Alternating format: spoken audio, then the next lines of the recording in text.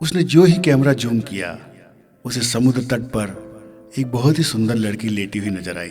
उसे इस स्पेस यान में रहते 8 माह से ज्यादा हो गए थे और धरती पर वापसी की फिलहाल कोई उम्मीद नहीं थी। लेकिन यहाँ समय का कोई हिसाब नहीं था। दिन और रात तो धरती पर थे, यहाँ तो इसकी कोई गणना नहीं थी, क्योंकि यहाँ सूर्य न अस्त होता है न उदय। ये तो धरती पर पड़ रही छाया का खेल था।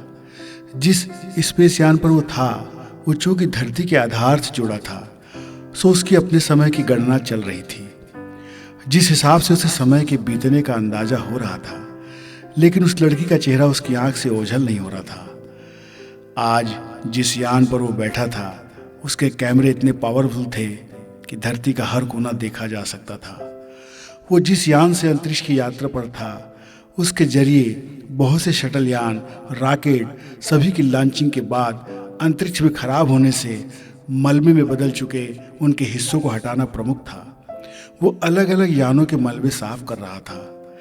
आज विज्ञान की तरक्की से अंतरिक्ष भी बहुत से रॉकेट और यानों के मलबे के बोझ से अटा पड़ा था, और यदि इन्हें साफ नहीं किया गया तो यहाँ भी यान एक दूसरे से टकरा सकते थे। इन भारी व्यस्तताओं के बावजूद वो लड़की उसका दिल चुरा के ले गई थी। उसने उस जगह की जहाँ वो लड़की लेटी थी, उसकी साफ फोटो ले ली और उसका लोकेशन जान लिया। उसने मन ही मन ठान लिया कि इसके बारे में पता करके ही रहेगा।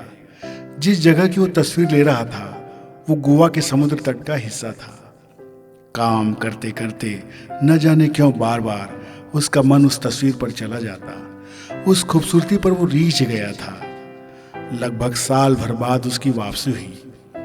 आज उसके कदम धरती पर पड़ रहे थे। उसका यान जो ही उतरा, उसके स्वागत के लिए भीड़ लग गई। अलग अलग कार्यक्रमों में उसे जाना पड़ा। दुनिया के अखबारों और टीवी चैनलों में उसके किस्से चल रहे थे। काफी व्यस्त रहने के बाद उसे अब 6 महीने की छुट्टी मिली थी। अब उसका एक ही लक्ष्य था, उस लड़की की जानकारी लेना, उस हसीना की जानकारी लेना जो उसकी दूरबीन से ली गई तस्वीरों के मुताबिक बिंदास लेटी हुई समुद्र के सफ़ेद रेत पर धूप सेक रही थी, जिसके सुनहरे बाल थे, बहुत ही सुगठित देह थी और मासूम चेहरा था जो उसे बार बार बुला रहा था। और अब वो गोवा के उस समुद्र तट पर उस रेत के किनारे के होटल में संपर्क कर रहा था। उसने वो फोटो होटल वालों को दिखाई तो उसे उसकी पूरी जानकारी मिल गई। उसका नाम सोनालिका था और वो ब्राज़ील से आई थी। होटल के रजिस्टर में उसने अपना पता नोट कराया था। उसने उसकी जानकारी ले ली और संपर्क सूत्र तलाशने लगा और आखिर में उससे संपर्क हो ही गया। उसे अजीब भी लग रहा था कि केवल स्पेस यान की दूरबीन से दिख गई एक लड़की उसे अपनी ओर बार बार क्यों खींच रही थी। और अब वो ब्राज़ील के उस शहर में जहाँ वो रहती थी, उसने उसका घर ढूंढ ही लिया। सोनालिका वस्तुतः भारत मूल की माँ की संतान थी। उसकी माँ की शादी ब्राज़ील से आए एक टूरिस्ट से हुई थी, जिससे गाइड का काम करते करते प्रेम हुआ था और उससे शादी करके वो ब्राज़ील में बस गई थी, जिससे उसकी एकमात्र लड़की सोनालिका हुई थी, जो भी पढ़ाई पूरी करके किसी नौकरी की तलाश में थी। 6 माह पहले वो भारत की यात्रा पर गई थी और तभी उसने कुछ दिन गोवा में बिताए थे। उनके परिवार से मिलकर उसे बहुत अच्छा लगा और उसने राहत की सांस ली कि सोनालिका ने अब तक शादी नहीं की थी। लेकिन सोनालिका बाहर थी, जो रात को लौटने वाली थी। आज वो सोनालिका से मिलकर रहेगा। उसकी सपनों की रानी आज उसे मिलेगी। वो इंतजार करता रहा उसके घर वापस आने का। शाम अपने बेहतरीन सूट में वो कार से उनके घर पहुंचा। उसने दरवाजे की घंटी बजाई तो दरवाजे पर सोनालिका ही खड़ी थी। उसे वो अपलक देखता रहा। जिसे उसने कैमरे में देखा था, आज वो सामने थी, बेहद खूबसूरत।